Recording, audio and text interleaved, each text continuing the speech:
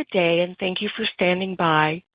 Welcome to the second quarter fiscal 2024 Winnebago Industries Financial Results conference call. At this time, all participants are in a listen-only mode. After the speaker's presentation, there will be a question-and-answer session. Please be advised that today's conference is being recorded. I would now like to turn the call over to Ray Posadas, Vice President of Investor Relations and Market Intelligence. You may begin. Good morning, everyone, and thank you for joining us to discuss our fiscal 2024 second quarter earnings results.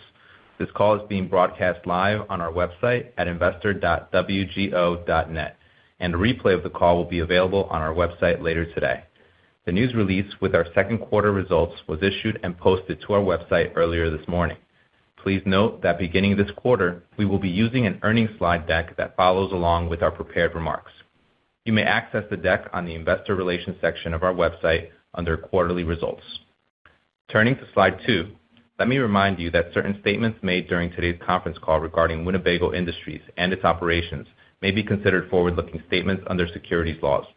The company cautions you that forward-looking statements involve a number of risks and are inherently uncertain, and a number of factors, many of which are beyond the company's control, could cause actual results to differ materially from these statements. These factors are identified in our SEC filings, which we encourage you to read. In addition, on today's call, management will refer to GAAP and non-GAAP financial measures.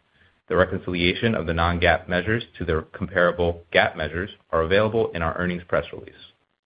Please turn to slide 3. Joining me on today's call are Michael Happe, the President and Chief Executive Officer of Winnebago Industries, and Bryan Hughes, our Senior Vice President and Chief Financial Officer. Mike will begin with an overview of our performance during the quarter. Bryan will discuss our financial results and the primary drivers. Mike will share our future mid-cycle organic growth targets and underlying assumptions. Then management will be happy to take your questions. Now, please turn to slide 4 as I turn the call over to Mike. Thank you, Ray. Good morning, everyone, and thank you for joining us to discuss our second quarter fiscal 2024 financial results. I want to start by thanking the teams across our business: Winnebago, Grand Design RV, Newmar, Chris-Craft, Barletta, and Lithionics. I am incredibly proud of your dedication and commitment to executing on our growth strategy and delivering exceptional outdoor experiences for our RV and marine customers every day. Before diving deeper into our results, I would like to emphasize the 3 main points that we want you to take away from our call today. First, we performed in line with our expectations during the second quarter of fiscal 2024 and demonstrated resilient profitability. Second, we anticipate industry softness in fiscal Q3, particularly on the motorhome RV and marine side, amid continued dealer caution. And third, as we move beyond the near-term market dynamics, we remain confident in our ability to grow our business, capture market share, and substantially increase our profitability and free cash flow. This optimism is reflected in our new future mid-cycle financial targets. Now, let me expand on our fiscal Q2 results. The December through February period is typically a seasonally lighter retail quarter, ahead of what historically has been a sequentially stronger spring selling season. As anticipated, dealers continued to closely manage inventory levels in Q2 in the face of a higher interest rate environment and seasonal demand trends. Despite the macroeconomic challenges, we continued to demonstrate resilient profitability and an unwavering commitment to operational discipline.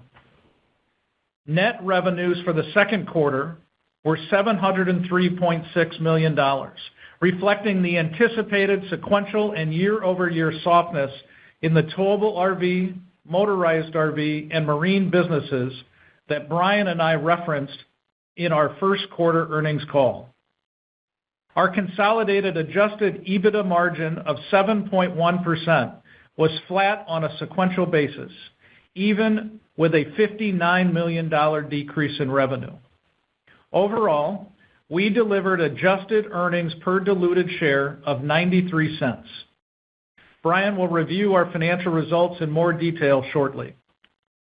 Our performance speaks to our diversified portfolio of premium brands, as well as our investments in new products and technologies.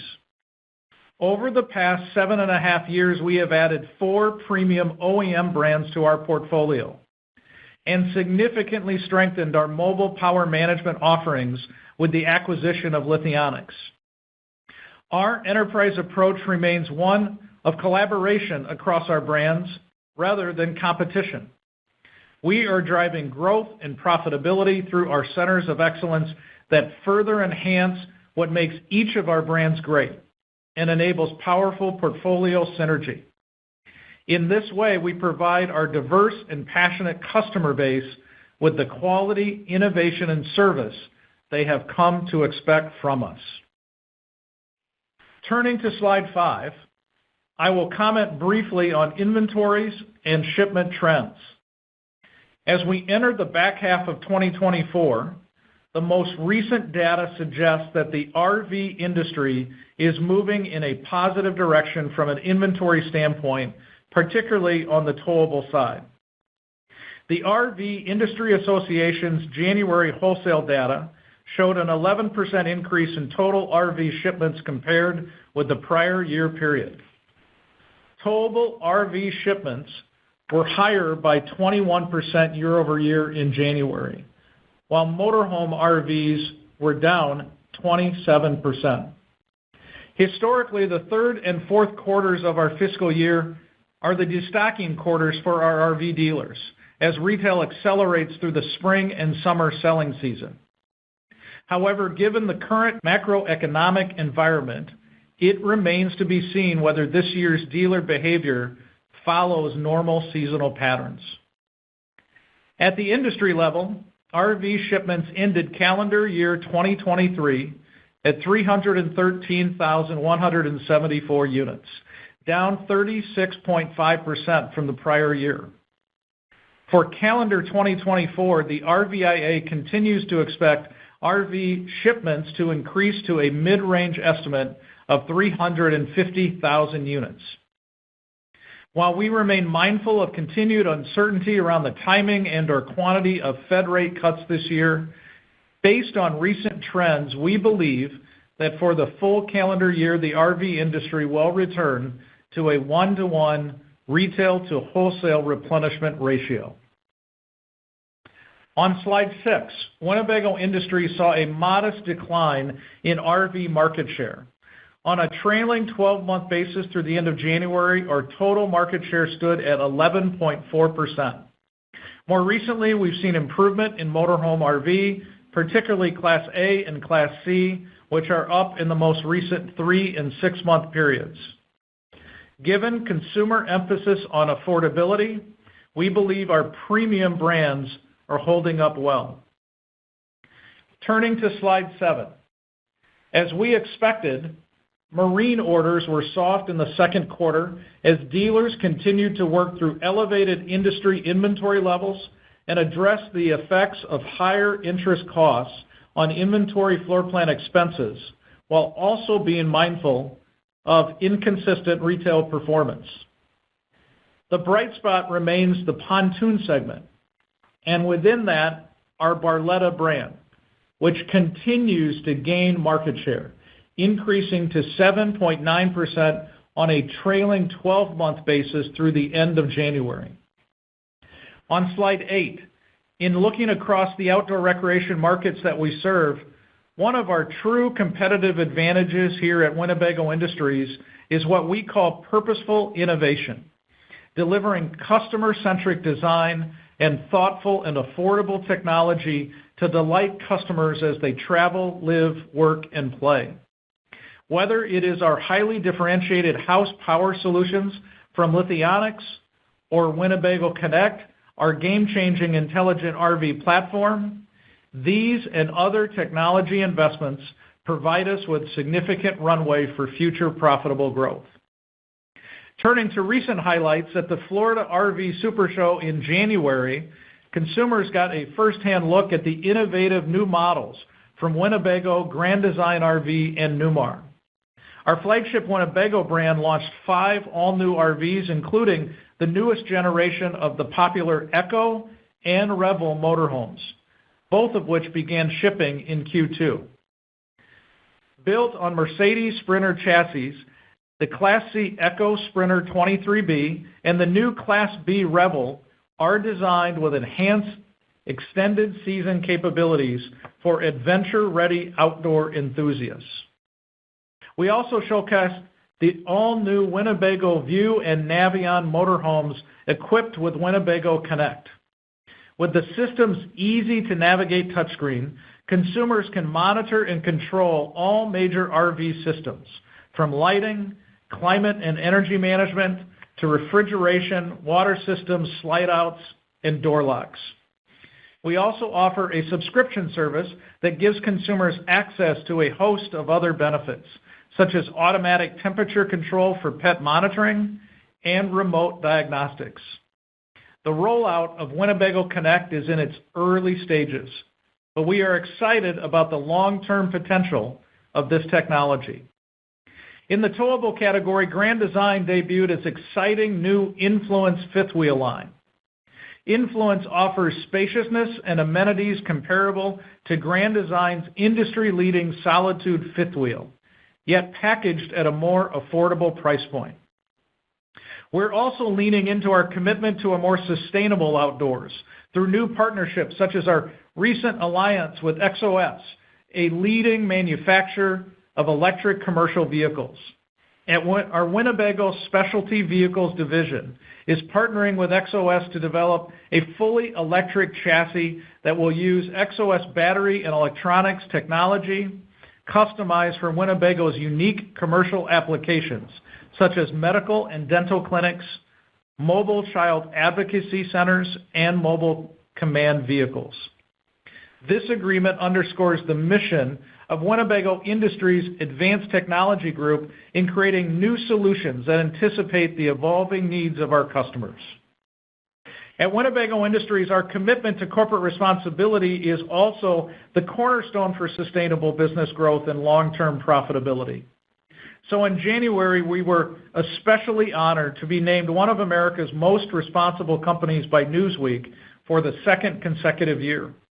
This recognition underscores the work we have done as an organization to advance our corporate responsibility initiatives. On the marine side, at last month's Miami International Boat Show, Chris-Craft unveiled a special 150th anniversary edition of its iconic Launch 27, one of 2 new Chris-Craft products that will be introduced this year. Meanwhile, our Barletta brand is expanding its reach as the industry's fastest-growing pontoon business.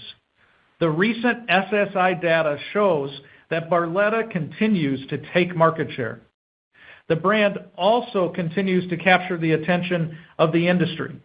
The National Marine Manufacturers Association and Boating Writers International recently recognized Barletta with the 2024 Discover Boating Minneapolis Boat Show Innovation Award for its unique center-mounted twin-engine pontoon boat.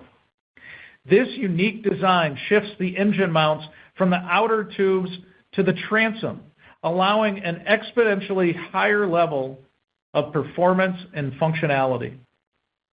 Looking ahead, demand for the RV and boating lifestyles remains strong, creating a tailwind in the future that supports the growth of our portfolio of exceptional brands and aligns with our vision to be the trusted leader in premium outdoor recreation. We continue to focus on those areas within our control, relying on our diversified business model, flexible cost structure, and balanced capital allocation strategy to continue to deliver value for our stakeholders. With that, I will now hand the call over to Bryan Hughes. Thanks, Mike, and good morning, everyone. As a reminder, in my prepared remarks, starting on slide 9, I will focus on the key drivers of our performance. Please refer to our earnings release and earnings supplement documents for a detailed overview of our key financial results.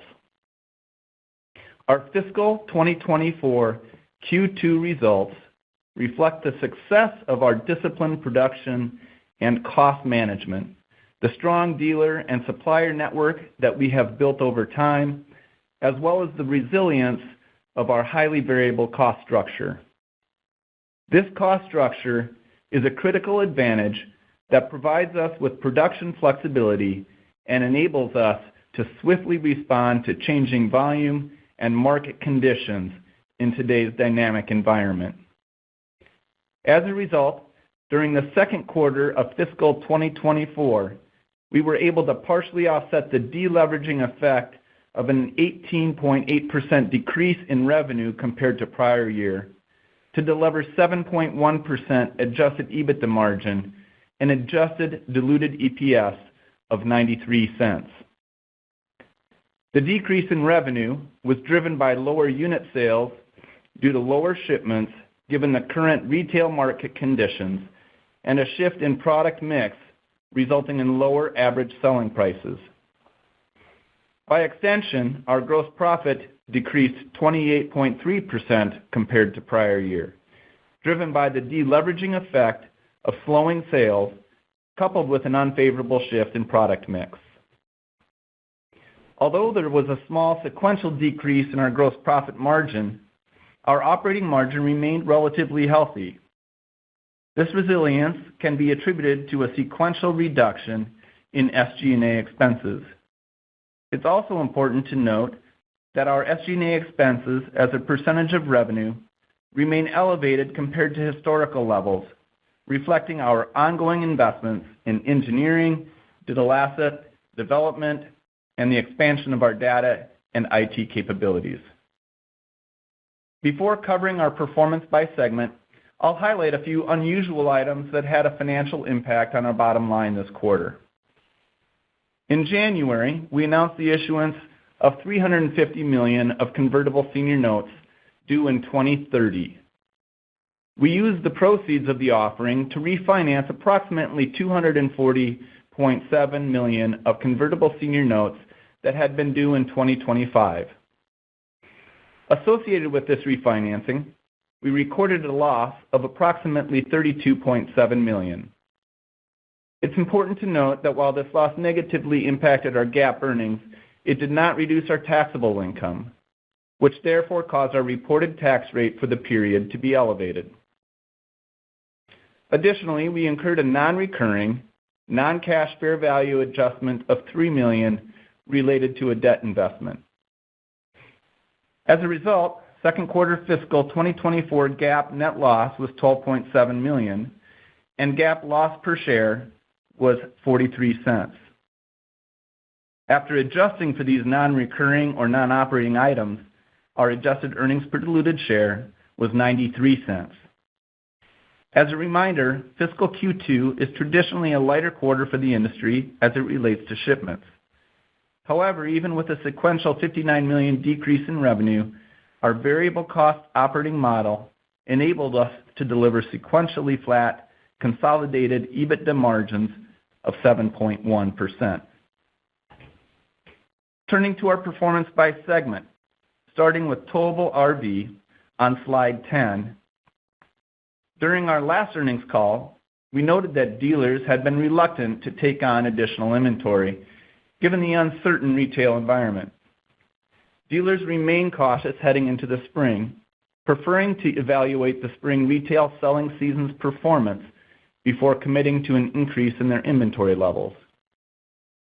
Due to lower unit volumes related to market conditions and a reduction in average selling price per unit related to product mix and targeted price reductions, partially offset by lower discounts and allowances, revenues for the Towable RV segment were down 16.9% year-over-year. Towable RV segment adjusted EBITDA was down 31.8%, and adjusted EBITDA margin was down 210 basis points year-over-year, primarily due to deleverage and unfavorable warranty experience which was comparing against favorable warranty experience in the prior year. These unfavorable drivers were partially offset by lower discounts and allowances. Backlog decreased compared to the prior year due to current market conditions and a cautious dealer network. Turning to slide 11. Revenues for the motorhome RV segment were down 16.2% from the prior year, but up slightly sequentially as we launched several new products, including the Revel 2.5 and the Echo on a Mercedes chassis, that resonated well with customers. The year-over-year decline was driven by lower unit volumes related to market conditions, higher levels of discounts and allowances compared to prior year, and unfavorable product mix, partially offset by price increases related to higher motorized chassis costs. Segment adjusted EBITDA was down 38.9%, and adjusted EBITDA margin was down 280 basis points versus the prior year due to volume deleverage, higher warranty experience, higher discounts and allowances, and operational inefficiencies. Sequentially, our adjusted EBITDA margin increased 130 basis points due to improved labor productivity and cost containment efforts. Backlog decreased from the prior year due to current market conditions and a cautious dealer network. Please turn to slide 12. Revenues for the marine segment were down 38.2% from the prior year as a result of a decline in unit volume related to market conditions, unfavorable product mix due to the launch of lower price point Barletta Aria, and higher levels of discounts and allowances compared to prior year. Marine segment adjusted EBITDA margin decreased 650 basis points versus the prior year. This was primarily due to volume deleverage and higher discounts and allowances, partially offset by lower incentive-based compensation related to operating performance. Backlog for the marine segment was down from the prior year period due to a cautious dealer network. Moving now to the balance sheet on slide 13. As of the end of the quarter, Winnebago Industries had a net debt-to-EBITDA ratio of approximately 1.6 times, which is slightly above our targeted range of 0.9 to 1.5 times. Maintaining a strong balance sheet remains core to the Winnebago Industries investment thesis and enables us to execute on our well-balanced capital allocation strategy. As discussed, we completed this quarter a $350 million offering of convertible senior notes for refinancing the 2025 maturities. This successful refinancing underscores our strong operating performance and credit profile and provides us with financial flexibility for future growth. We continue to prioritize digital and strategic investments in our business, like the opening of the ATG Advanced Technology Group Innovation Center, for example, or strategic acquisitions like Lithionics, while returning capital to shareholders. During the second quarter, we paid a quarterly cash dividend of 31 cents per share. As a reminder, we increased our quarterly dividend by 15% during the first quarter, reflecting the confidence we have in our ability to profitably grow revenues, capitalize on new opportunities, and gain market share in the coming years. These actions further underscore our commitment to the long-term strength and trajectory of our business. Before turning the call back to Mike, let me provide some color on our expectations for the fiscal third quarter. Based on current market conditions, with softness in retail sales and dealer reluctance to carry high inventory, we anticipate Q3 consolidated net revenues to be higher sequentially, but down mid to upper single digits on a year-over-year basis. On our Q1 call in December, we expressed the view that destocking of aged inventory on the towable RV side was largely complete. while the motorhome RV category still had some excess inventory remaining on dealer lots. Recent reports from marine dealers suggest the marine industry also has some destocking left to do. As a result, we anticipate both the motorhome RV and the marine segment revenue to be roughly flat sequentially in Q3 versus Q2 as we continue to aggressively manage inventory, while towable RV segment revenue is expected to increase modestly on a sequential basis. Profitability will continue to be challenged by the deleveraging impact of lower year-over-year sales volumes, and we therefore expect consolidated margins to be down versus the prior year quarter. We expect that consolidated Q3 profitability will reflect modest improvements sequentially from an EBITDA margin perspective.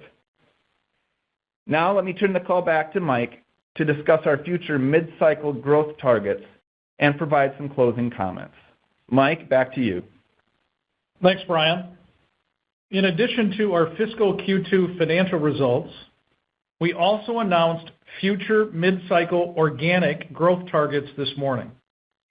Please turn to slide 14 for an overview of our targets in comparison with our trailing 12-month financials. Market assumptions underlying the financial targets include North American RV retail volume at a mid-cycle fiscal year range of 425,000 to 450,000 units, and U.S. aluminum pontoon retail volume at a mid-cycle fiscal year range of 60,000 to 63,000 units. In reviewing our updated targets, I would like to emphasize the potential for EBITDA margin expansion and free cash flow generation inherent in our business model. As we move towards the mid-cycle in coming years, we expect revenue to increase by approximately 51% at the midpoint of our range compared with our fiscal Q2 trailing 12-month results. This translates to a nearly twofold expected increase in adjusted EBITDA and a 56% increase in free cash flow, underscoring our substantial operating leverage. Additionally, we believe there is ample opportunity to broaden our market share in both the RV and the pontoon industry. While we do not anticipate a consistent expansion in basis points every year, we believe these ranges reflect achievable average annualized improvement rates. Finally, in the coming years, we plan to meaningfully expand our philanthropic giving to the communities where our employees live, work, and play. We are extremely proud of our programs that eliminate barriers, promote access, and connect all people with the social, mental, and physical health benefits of the outdoors. Please turn to slide 15. I briefly touched on the EBITDA margin expansion opportunity ahead. At the midpoint of our range, we expect our adjusted EBITDA margin to expand by 255 basis points. This is in part driven by improved operating leverage through our flexible, high variable cost operating model, as well as expected new product margin improvements and business excellence and operational efficiency initiatives. We anticipate a substantial increase in free cash flow, as illustrated on slide 16. We expect to generate $325 to $375 million in free cash flow, representing a 56% increase at the midpoint of our range, driven largely by higher profitability. To support our future revenue growth, we expect higher working capital requirements that will be partially offset as we realize efficiencies. Finally, we expect both maintenance capital and growth capital to remain consistent, each of which would be around 1% of revenue or 2% in total when taken together. Before we turn to your questions this morning, I'll sum up on slide 17 by highlighting the three things I want to leave you with, as well as the aspects of our business that makes us unique. First, As you heard today, we performed in line with our expectations for the second quarter, navigating the effects of ongoing softness in the RV and marine markets. We demonstrated resilient profitability and an unwavering commitment to operational discipline that is underscored by our results. Second, we anticipate continued industry softness in fiscal Q3. Motorhome, RV, and marine segment revenues are expected to be roughly flat sequentially, while towable RV segment revenues are expected to increase modestly on a sequential basis. Third, as we move beyond near-term market dynamics, we are confident in our ability to grow our business, capture market share, and increase our profitability and free cash flow.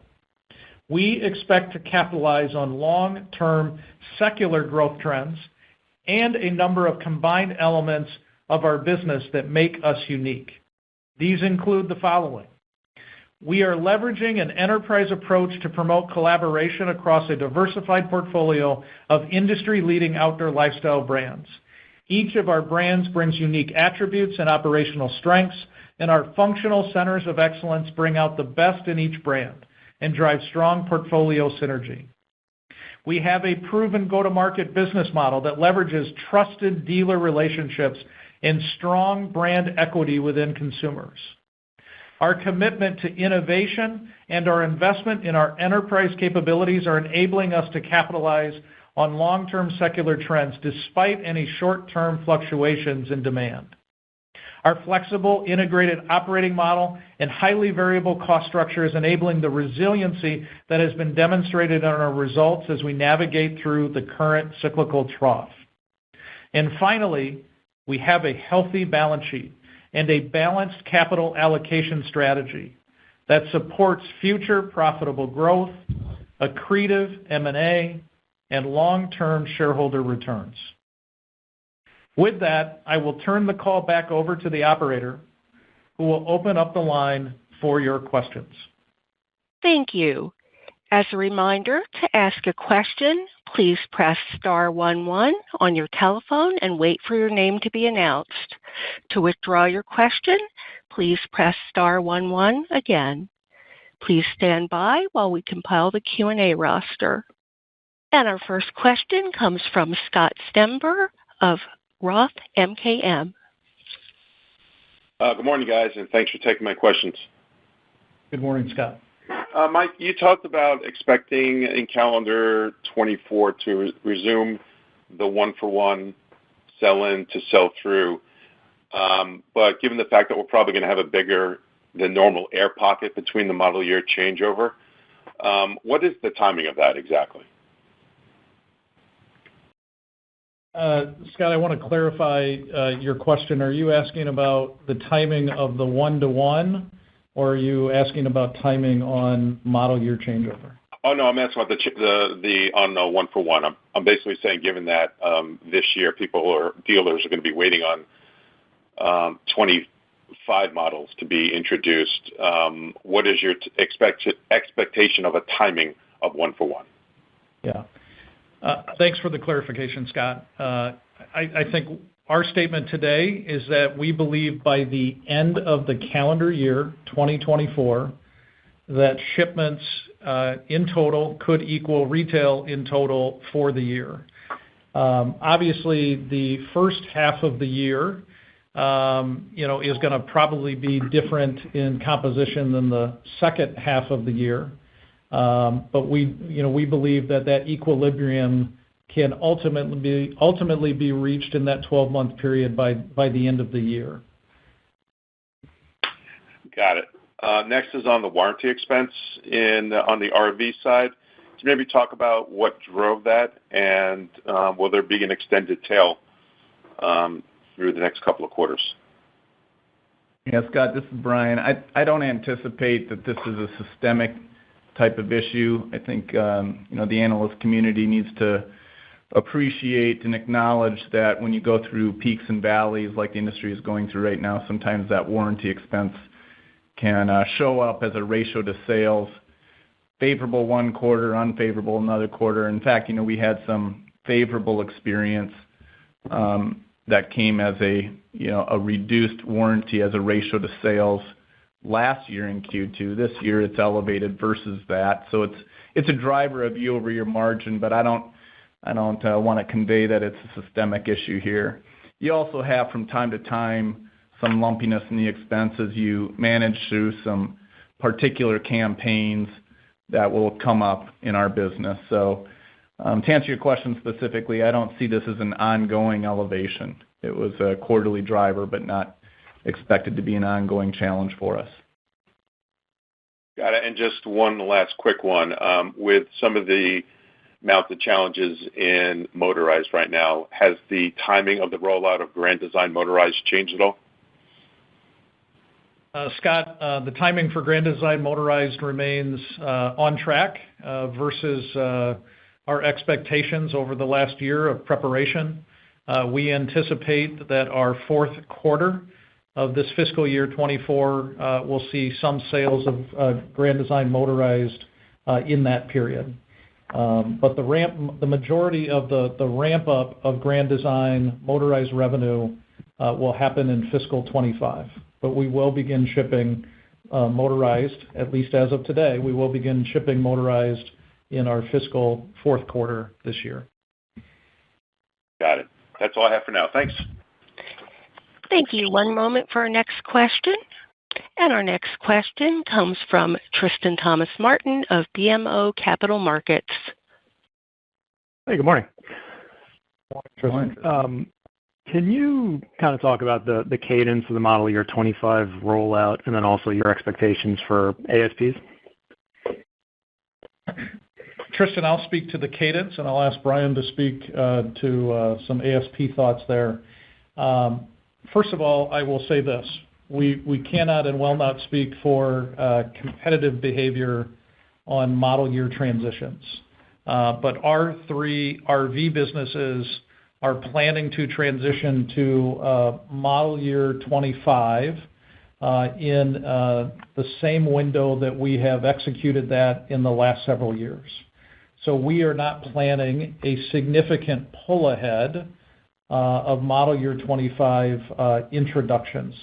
That timing does vary a little bit by brand as to when they change those model years over.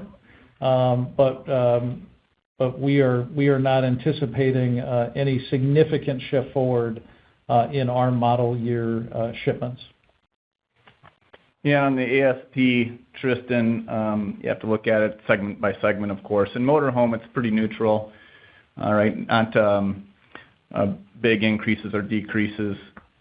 For the most part, you've got some higher allowances and discounts that are offsetting some pricing initiatives that are, meaning to or offset the chassis increases that we've been seeing. So net pretty neutral on motorhome. On towables, down high single digits, approaching 10% on an ASP basis.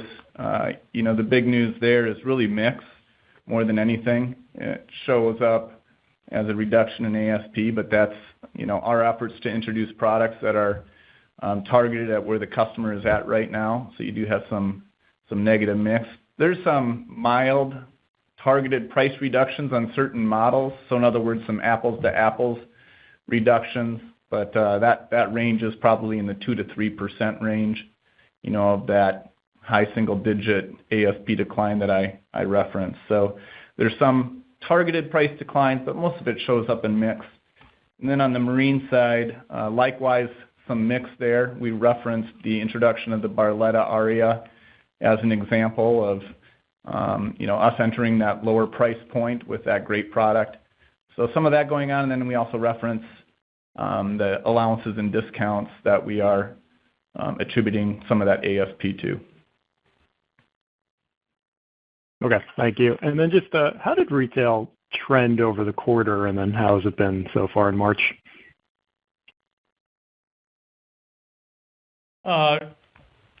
I think you can tell by some of the numbers in the earnings release that our retail has generally been in line with the rest of the industry during the quarter. We've actually felt better about trailing share results here recently in Q2.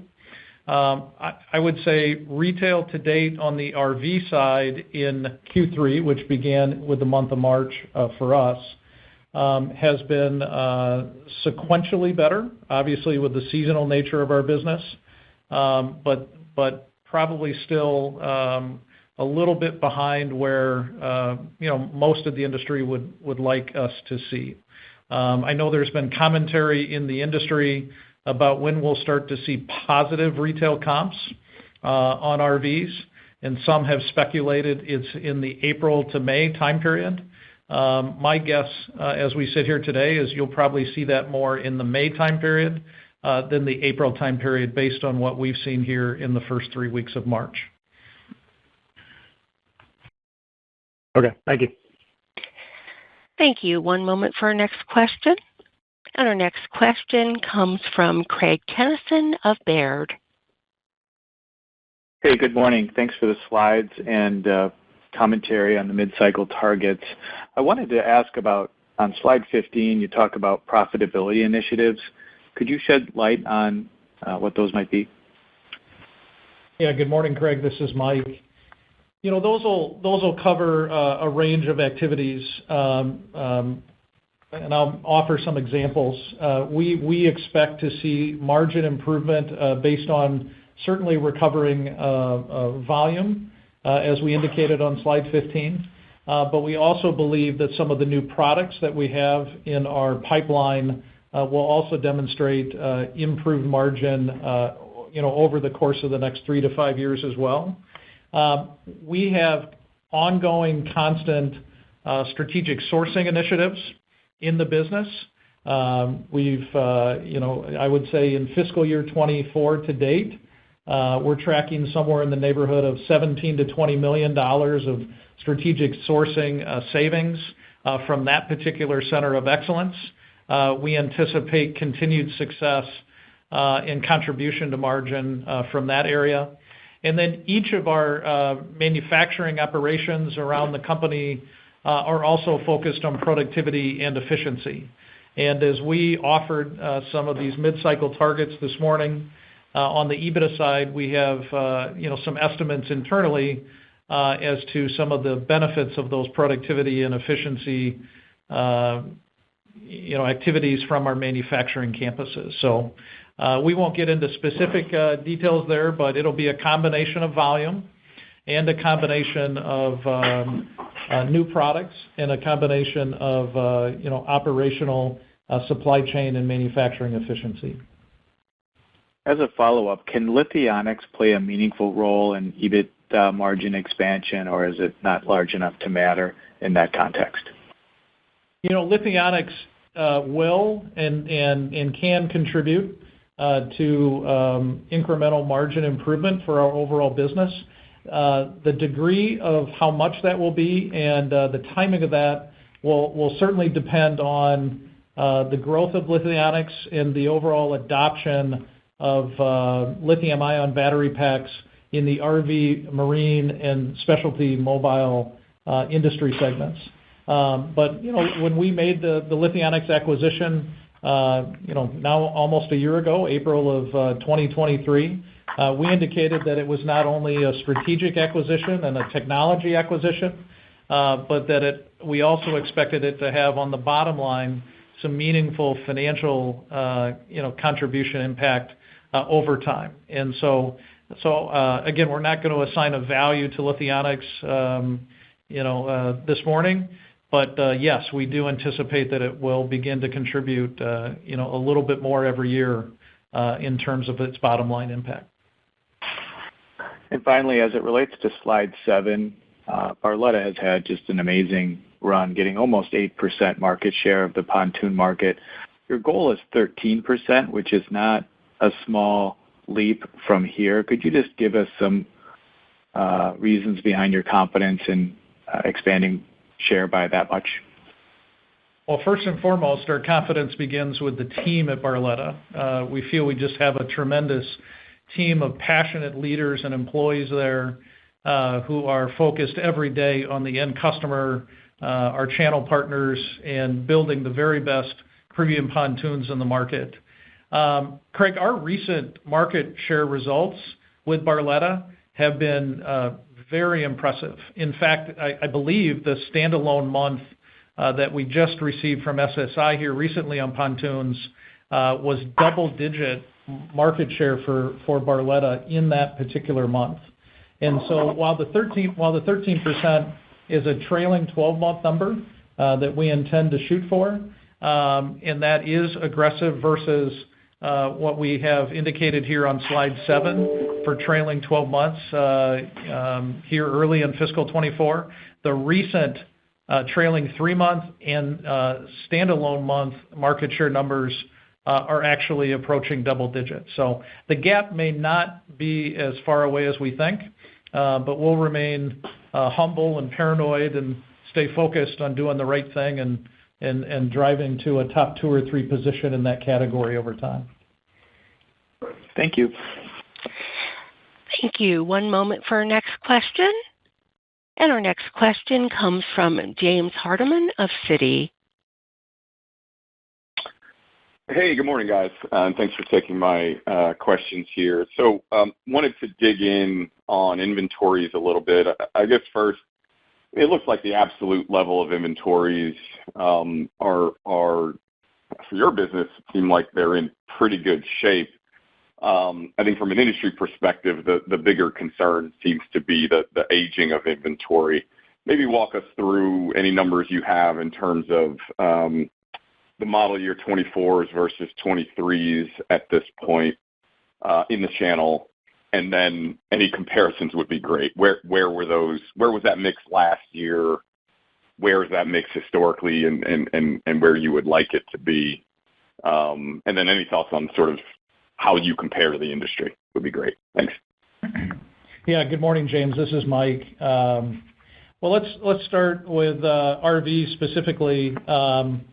At the end of February, I would say our model year 24 inventory, especially for our 2 largest RV businesses from a unit standpoint, Winnebago and Grand Design, were approaching the 75% range at the end of February, which meant for those 2 brands, the model year 23 inventory was probably in that 23 to 24% range. In the model year, we may have had 1% at the end of February of model year 22 in the field. The numbers on Newmar are a little higher just based on the type of category that Class A is. But overall, it's probably in that 70 to 75% range on model year 24 and almost 25% range on model year 23, which I think is very similar to what one of our largest competitors recently reported. Now, you actually compare that to a year ago at this time, and those numbers are a little lighter for our Winnebago brand. We're a little bit more aged on the Winnebago brand, but actually on the Grand Design brand, which is our biggest RV business, that mix is actually healthier this year than it was a year ago. If you compare the numbers I just stated on RVs to the pre-COVID periods, both us as an OEM, but probably the industry as a whole, is sitting with more aged inventory here in 2024 than we had in, let's say, 2018 or 2019. I anticipate, that we'll continue as an industry to work through this cycle.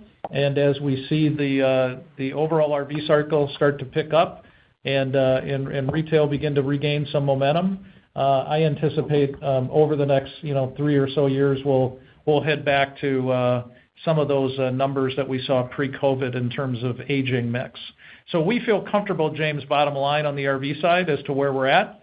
We're very focused on it. I would imagine 3 weeks into March. I don't have the numbers in front of me, but we're probably obviously in better situation today than we were 3 weeks ago.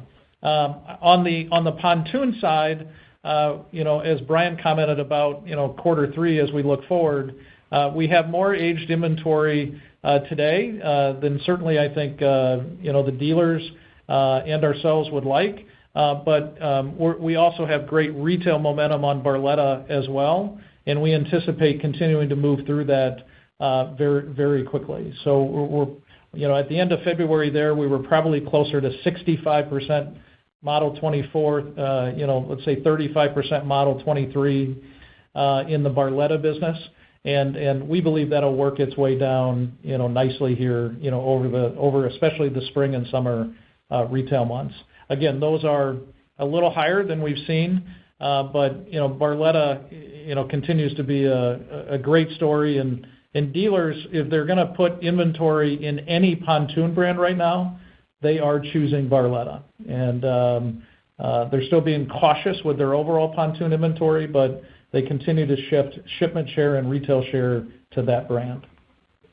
One other thing I'll add to that, James, is our process related to managing the aging of inventory, which is just to take a very detailed and targeted approach. So if we have incentives that we are introducing, it is targeted at those retail units that we feel we want to help the dealers in partnership with them move off their lots. So we take a unit-by-unit approach to that. We're tracking every unit, and our incentives are certainly targeted at moving anything that is aging. So wanted you to be aware of that process as well. Got it. That's great color, and it sort of dovetails into my next question, right? I mean, as you're trying to move those model year 23 units, I'm assuming that that's at least part of what's weighing on the Q3 margin outlook that you gave. And so I guess my question is, you talked about margins being, I guess, somewhat better sequentially, but down year over year in Q3. Maybe it's too early to make a call on Q4, but is there a chance? How should we think about Q4 margins? Is there a chance that those could grow year over year? I'm guessing that it has a lot to do with the effectiveness of clearing out those model year 23s in the meantime. Yeah, it does, and then certainly, we're citing leverage and deleverage as a biggest driver as we go through the cycle here of year-over-year margin performance. That will continue to be the case going forward, of course. But then, to your point, the allowances, the discounts, as we right-size our inventory, as we deal with the aged inventory that Mike was just referring to, those allowances and discounts and retail spiffs will start to wane as well. So that should help as we go through the coming quarters. Do you think it's plausible that margins could grow year over year in Q4, or way too early to tell? Yeah, we're going to refrain from commenting on that at this stage. Fair enough, given everything that's going on. I get it. Yep. Appreciate the color, guys. Thanks, James. Thanks, James. Thank you. One moment for our next question. And our next question comes from Bret Jordan of Jefferies. Hey, good morning, guys. Good morning, Brett. Little follow-up, I guess, on the last question, really around the marine dealer environment. Should we expect sort of the support, the promotional support cadence to pick up here into the spring? I guess we're technically 2 days into spring. Are we going to try to hit summer with clean inventory, or was what we're seeing sort of consistent with what we're going to see going forward, if there's not going to be a surge in promotion? Brett, this is Mike. Thanks for the question. I would say arguably we've already seen a surge in support to the market, obviously, by the pontoon OEMs, and certainly, we've surged a little bit as well. We try to be surgical with that particular support, working on certain age models and with certain dealers.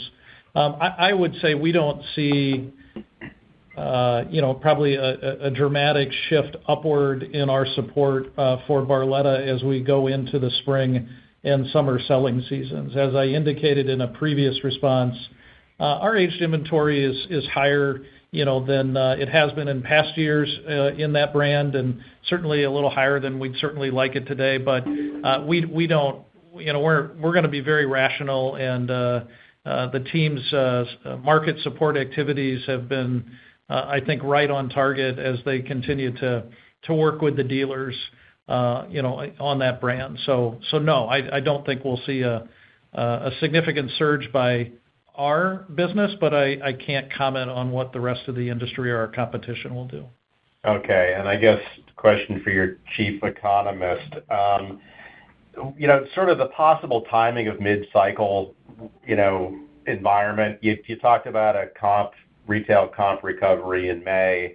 Given the magnitude of the downturn and, I guess maybe the magnitude of the surge that preceded it, are you thinking about mid-cycle being something that could happen in a 25? Is it 26? I mean, it's hard to know, but, just looking at the industry and your history with it, how long do you think the recovery might be?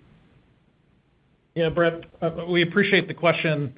In past, let's call it Investor Day target releases, we have assigned specific fiscal years to those targets.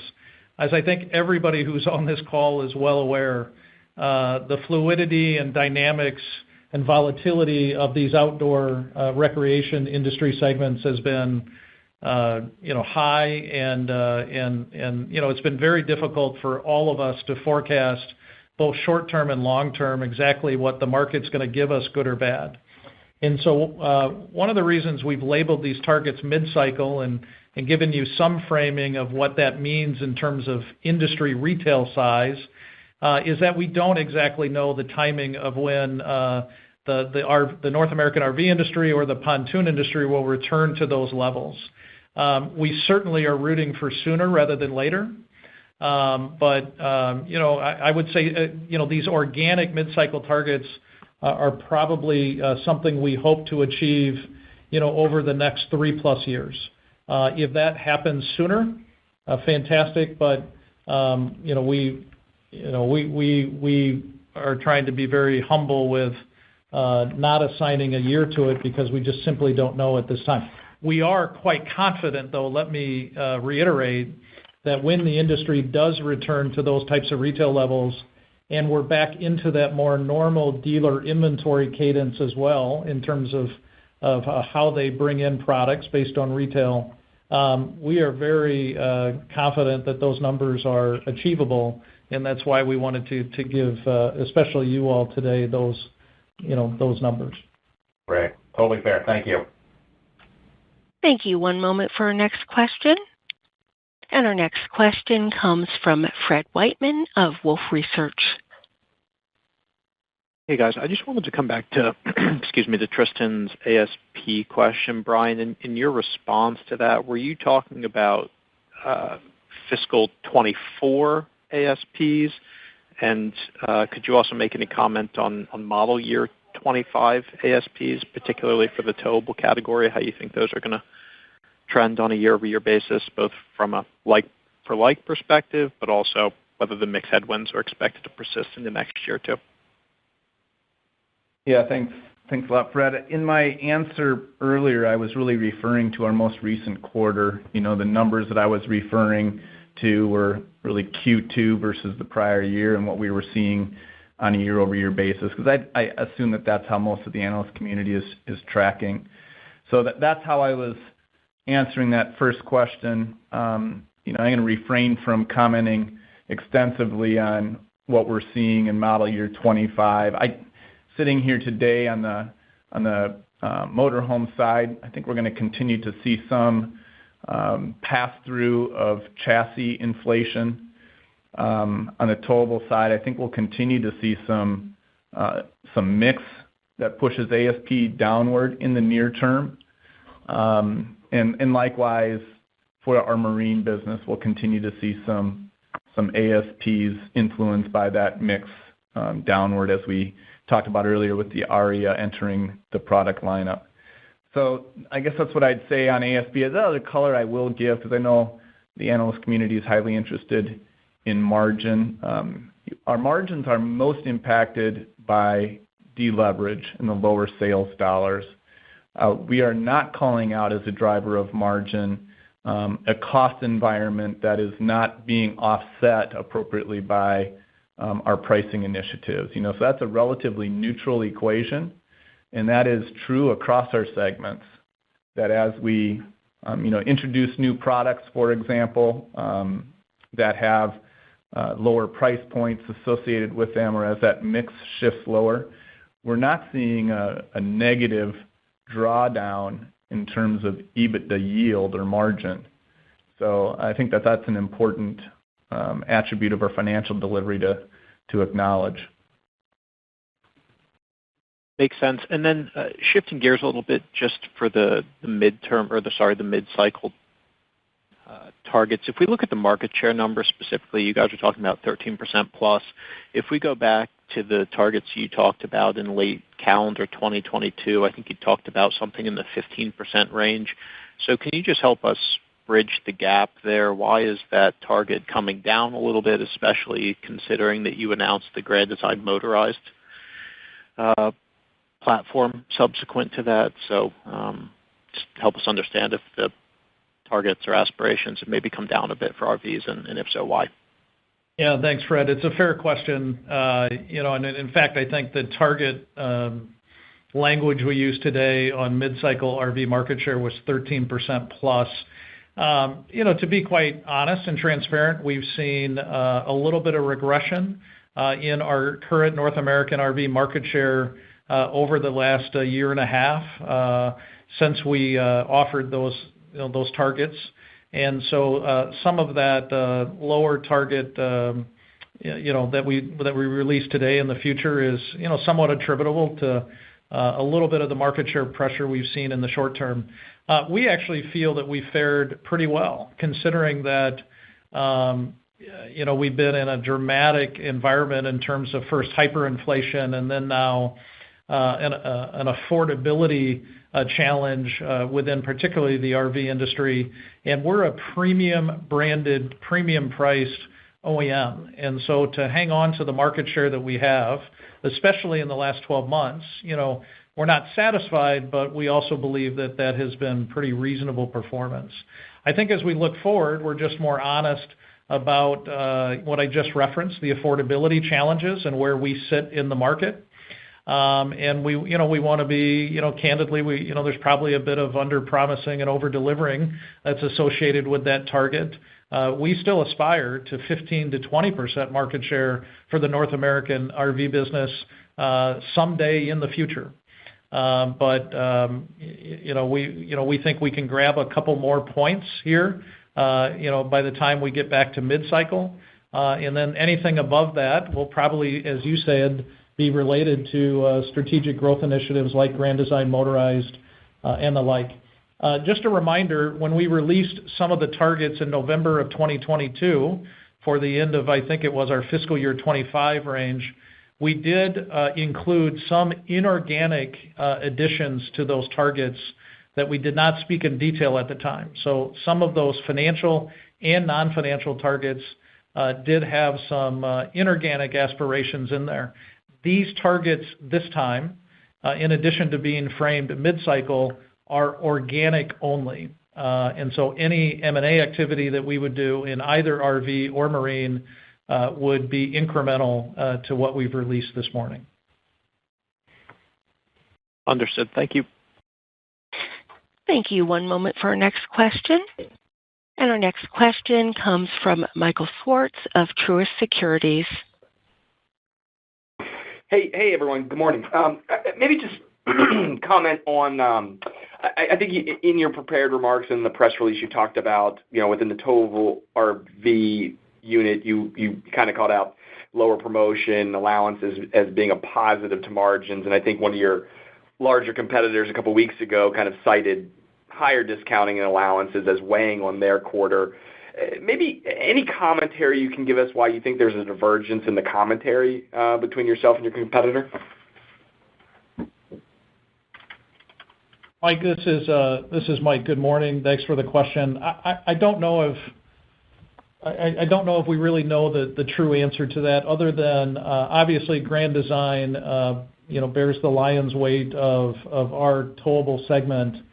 And the team is just being, again, very rational and very targeted with, the support that, we offer the market, particularly around, the aging inventory. So I would hope, Mike, that it's a combination of our inventory position in the field.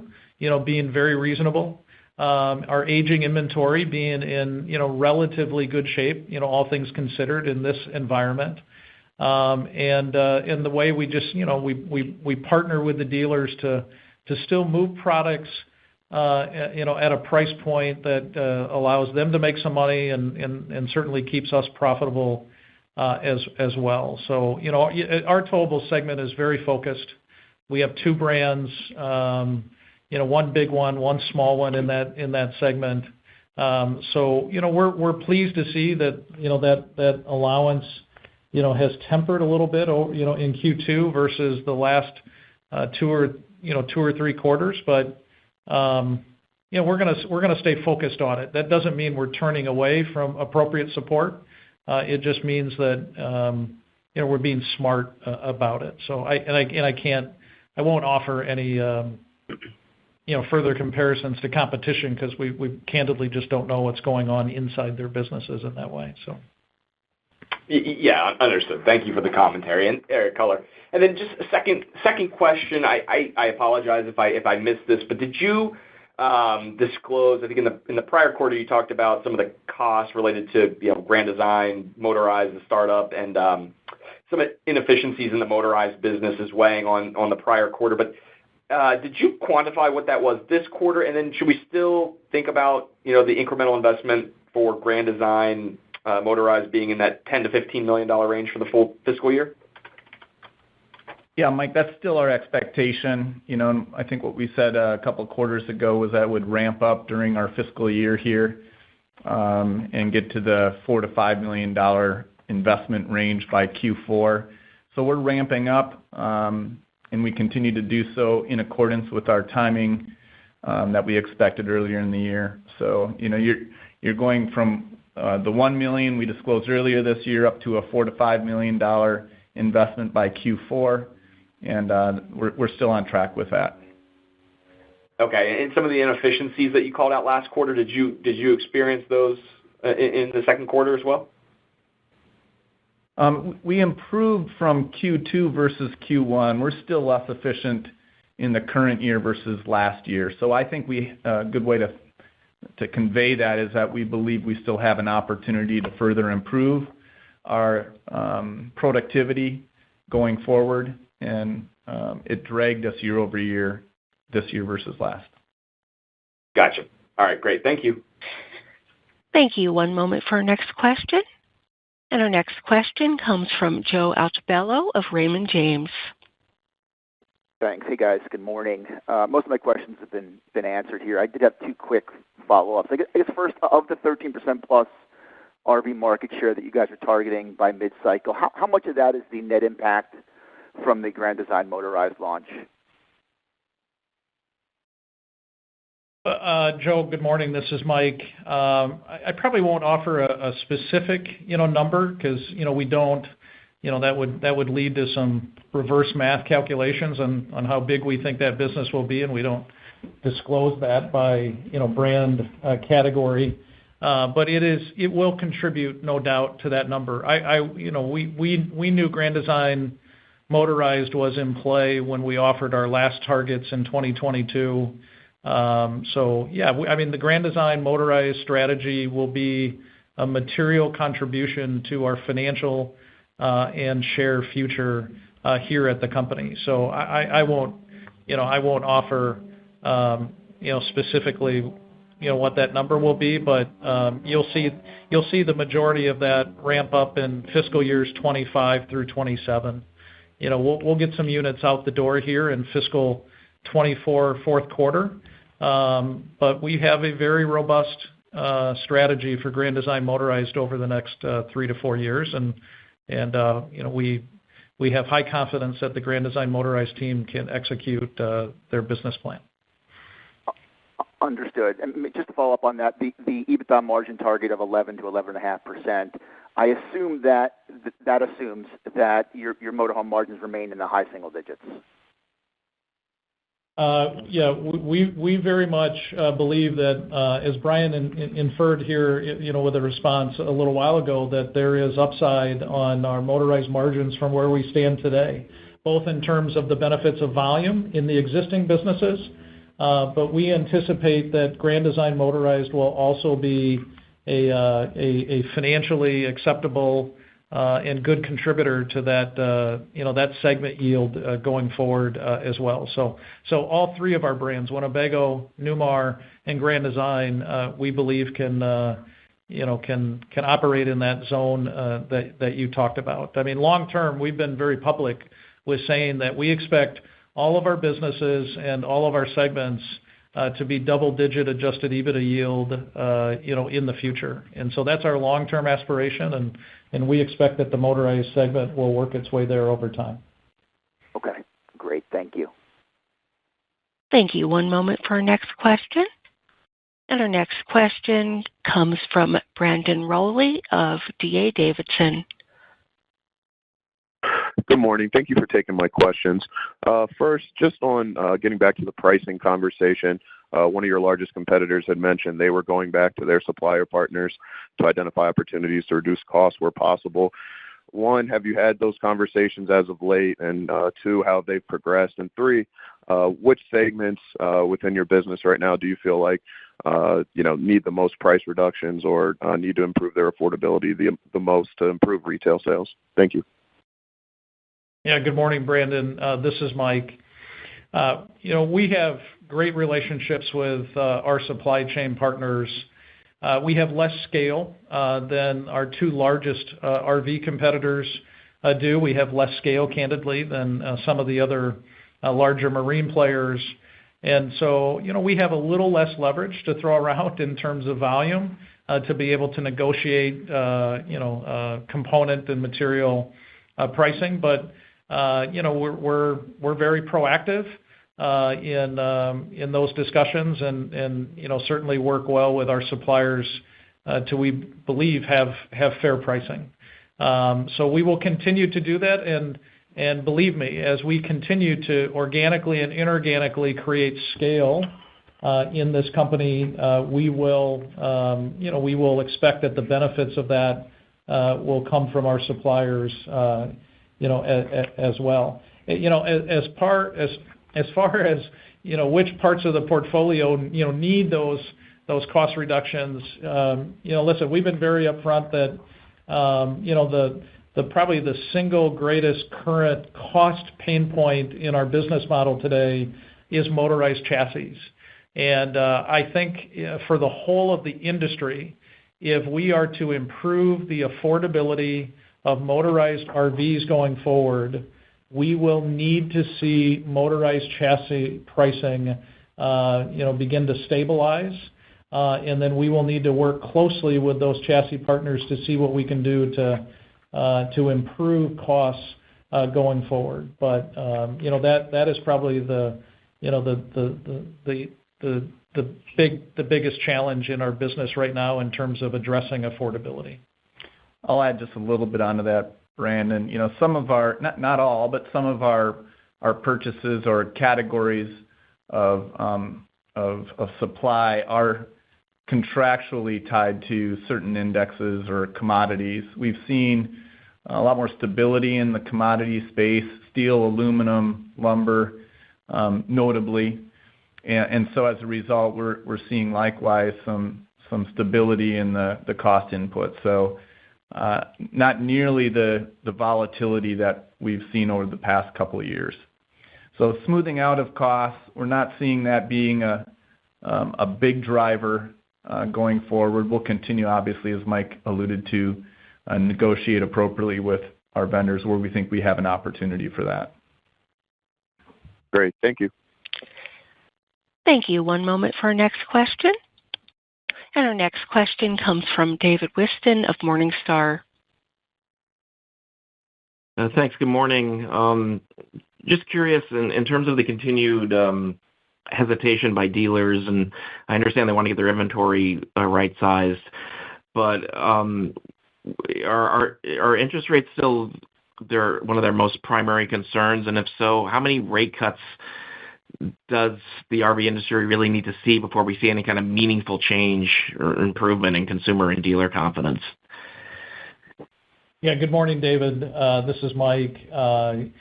Yes, interest rates and obviously the associated costs to our end consumers are amongst the top, 2 or 3 factors that they say are inhibiting stronger retail or slowing down retail as we speak.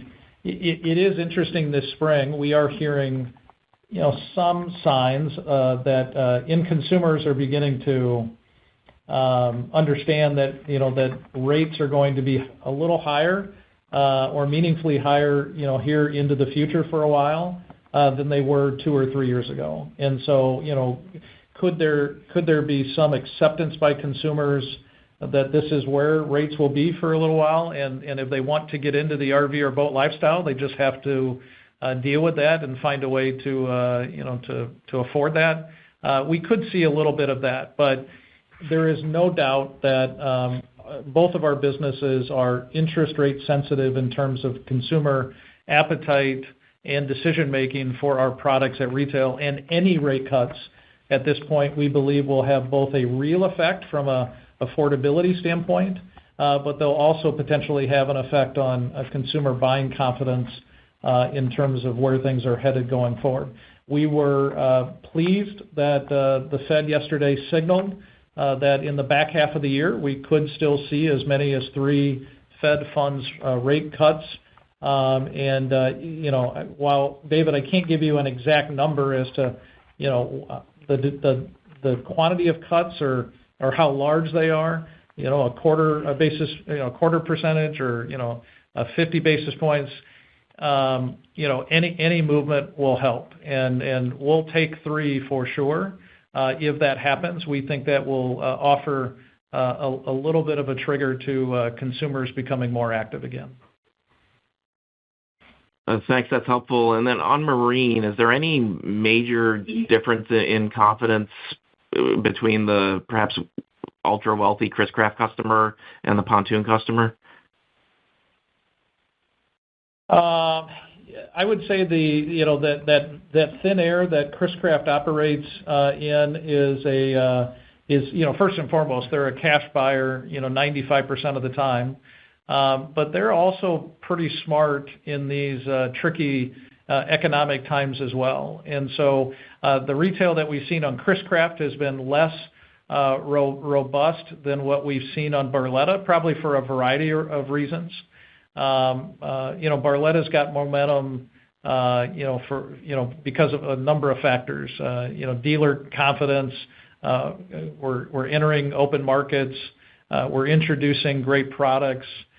Chris-Craft is a more mature business with a very targeted, highly affluent customer. So there's not a lot of crossover between those customers, and they act a little bit differently, during similar periods of the cycle. But we anticipate that as the marine cycle comes back, not only will Barletta grow, as we indicated with our long-range target of 13% market share, but we also anticipate that Chris-Craft business will grow going forward as well.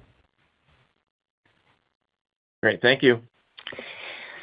Thank you. This concludes our question and answer session. At this time, I would like to turn it back to Ray Posadas for closing remarks. That is the end of our second quarter earnings call. Thank you, everyone, for joining us. We look forward to keeping you updated on our progress in the future. Thank you. This concludes today's conference call. Thank you for participating, and you may now disconnect.